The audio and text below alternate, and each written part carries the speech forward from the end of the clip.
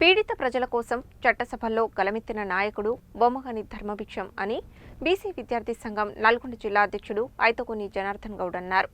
బొమ్మగాని ధర్మభిక్షం గౌడ్ పేరును సూర్యాపేట జిల్లాకు పెట్టాలని డిమాండ్ చేశారు.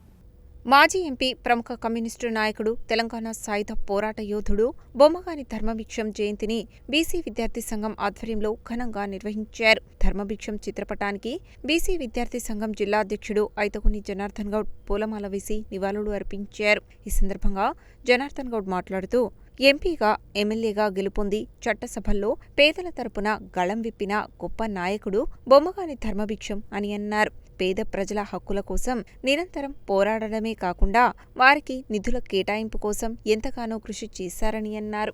ఆయన ఆశయ సాధన కోసం ప్రతి ఒక్కరూ కృషి చేయాలని కోరారు. ఈ కార్యక్రమంలో బీసీ సంక్షేమ సంఘం జిల్లా అధ్యక్షుడు చిలకరాజు సతీష్, గౌడ సంఘం జిల్లా నాయకుడు ఎరుకల్ల లక్ష్మణ్ గౌడ్, కన్నపోయిన రాజు యాదవ్, శివకుమార్, కౌశిక్, రాజశేఖర్ రెడ్డి, చరణ్, రామావత్ గోపాలకృష్ణ, ప్రశాంత్, రావుల తరుణ్, రాజేష్, అబ్బగోని శివ, ఠాగూర్, కారసాల జాయిస్, ప్రణీత్, సైదులు, రామావత్ సాయి కుమార్ తదితరులు పాల్గొన్నారు.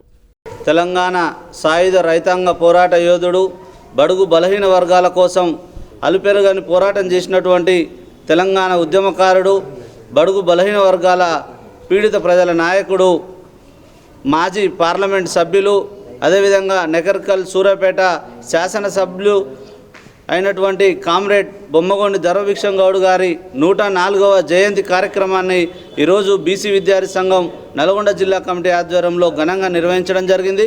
మరి ఈ సందర్భంగా బొమ్మగోని ధర్మభిక్షం గౌడ్ గారికి మేము నివాళులు అర్పిస్తూ వారి యొక్క ఆశయ సాధన కోసం ప్రతి ఒక్కరూ కృషి చేయాలని చెప్పి బడుగు బలహీన వర్గాలకు చెందినటువంటి నాయకులకు, విద్యార్థులకు, మేధావులకు కోరుతా ఉన్నాం. ఈరోజు కామ్రేడ్ బొమ్మగాని ధర్మభిక్షం గారి యొక్క జయంతి కార్యక్రమాన్ని పురస్కరించుకొని మరి ఈనాడు బీసీ సంక్షేమ సంఘం విద్యార్థి సంఘాల ఆధ్వర్యంలో ఆయన యొక్క చిత్రపటానికి పూలమాలలేసి ఘనంగా నివాళులు అర్పించడం జరిగింది. బీసీ సంఘాలు, ఎస్సీ, ఎస్టీ, మైనార్టీ సంఘాలు కూడా ఆయన ఆశయ సాధన కోసం కృషి చేయాలని, ఆయన అడుగుజాడల్లో నడవాలని, అదేవిధంగా తెలంగాణ రాష్ట్ర ప్రభుత్వం ఆయన యొక్క జయంతి వర్ధంతులను కూడా ప్రభుత్వం అధికారంగా నిర్వహించాలని సందర్భంగా విజ్ఞప్తి చేస్తా ఉంది.